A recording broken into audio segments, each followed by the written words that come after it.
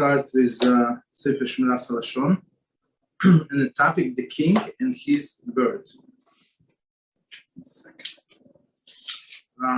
Trust in Hashem forever, for in God Hashem is the strength of the world. It says in Yeshayahu 26:4. Okay. The term Adei Ad, forever, alludes to the current situation, when the happenings of the world are guided from above with degree of Hester Panim, divine concealment, as opposed to the early generations such as the temple era, when God's involvement in the world affairs was plainly apparent. Even nowadays, Hashem seems hidden from us, and many have strayed from the ways of their ancestors. Nevertheless, one should trust in Hashem. So what it says here, it's very interesting. So it says, trust in Hashem, especially nowadays. Nowadays, what does it mean? And in Chofetz Chaim days, nowadays, it does not make any difference. Right? So meaning when Hashem's presence is hidden.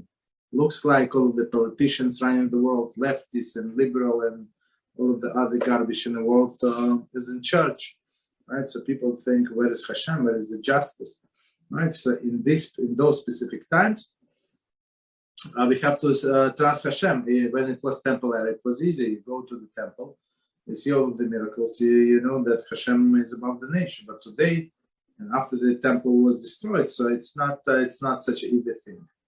All right. So as Chofetz Chaim said, that's why give explanation why some people strayed from their ways of their ancestors. Continue. We can compare this to the situation of a king who possessed a great wealth and power and rule of the kingdom in a grand style. Okay. One day's news reached the royal palace that a small, insignificant village had rebelled against the king's rule. While the king's advisors were debating what sorts of punishment should be dealt with rebels, right, the king went for a stroll in a garden. He came upon the beautiful bird, chirping in a sweet way. The servant obeyed the king's order that the bird would be brought to the royal palace so that the king and his family should enjoy the chirping. Okay. As the bird was being carried to its new home, it began to chirp a little song. Someone said aloud, how lovely you are, and how lovely are the songs they sing.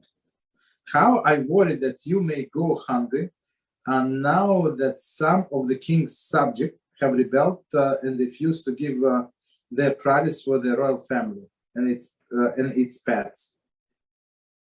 The servant of the king replied, you foolish, ignorant man, need a king who rules over the scores of the provinces and whose storehouses overflow with abundance. What about few grains that the bird needs for sustenance? How foolish can one be? The message of the parable is clear, as we shall see. So, it is clear, meaning what Hashem hands is short. Is not just because there is no food somewhere or there is no Parnasa that coming from one way. Hashem is not going to feed you. That's it. Okay. So very beautiful parable.